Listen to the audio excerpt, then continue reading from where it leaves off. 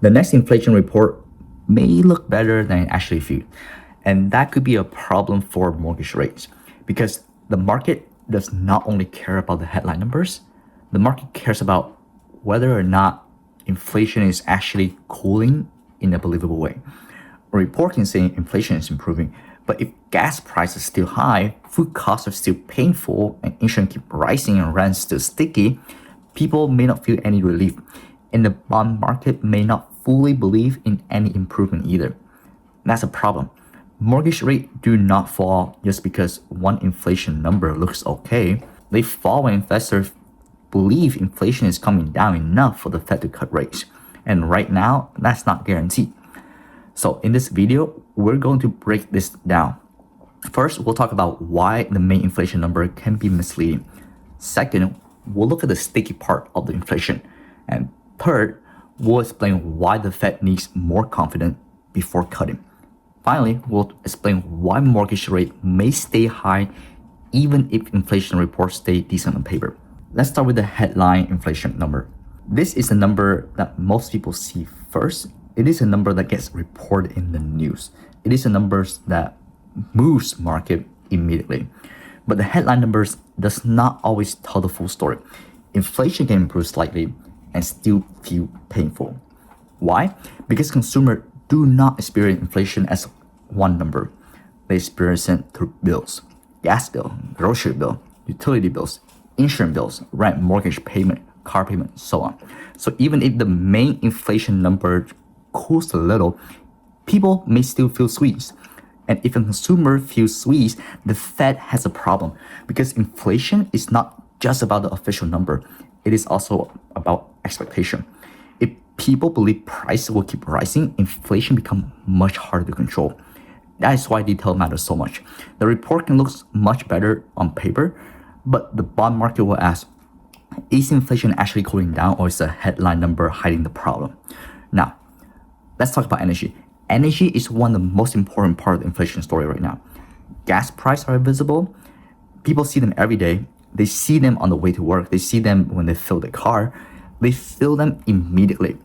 And that matters because when gas price rise, it can change how people think about inflation. Even if economists say energy is volatile, consumers do not live on a spreadsheet. They live in their monthly budget. So if energy prices are rising, consumer may feel inflation is getting worse, and bond investor may worry that inflation expectation will move higher. That can keep Treasury yield elevated, and if Treasury yield stay elevated, mortgage rate can stay elevated too. But CPI is not the only inflation report that matters. The Fed also watch PCE. PCE stands for personal consumption expenditure, and this is one of the Fed preferred inflation gauge. That means the inflation story is not finished with CPI. CPI may move the market first, but PCE confirm whether inflation is truly cooling or not. If PCE comes in hot, the Fed may have even less reason to cut.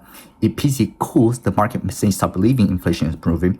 But until that happens, Treasury yield may stay cautious and mortgage rate may stay sticky. That is why one decent inflation report may not be enough. The Fed needs a pattern. The market needs confirmation. Home buyers need more than hope. So why does this matter for mortgage rate? Because mortgage rate are connected to the bond market. And the bond market needs to believe inflation is cooling down. If inflation looks better on paper, but the detail still looks risky, Treasury yield may not fall much. And if Treasury yield do not fall, mortgage rate may not fall either. That's why inflation report can be frustrating. A headline can say, inflation cools, but mortgage rate barely move. Why? Because investors are looking deeper. They're asking, is inflation actually cooling because economy is slowing? Or is it just a temporary improvement? Are energy price still rising? Are services still sticky? Are wages still growing? Is shelter inflation a problem? Still a problem? And most importantly, will the Fed feel confident enough to cut rate? If the answer is no, then mortgage rate may stay higher for longer. That's the real issue. The inflation report has to be good enough to convince the Fed and the bond market, not just good enough to make a headline look nice. So for home buyer, The key is not just the main inflation number. The key is the detail.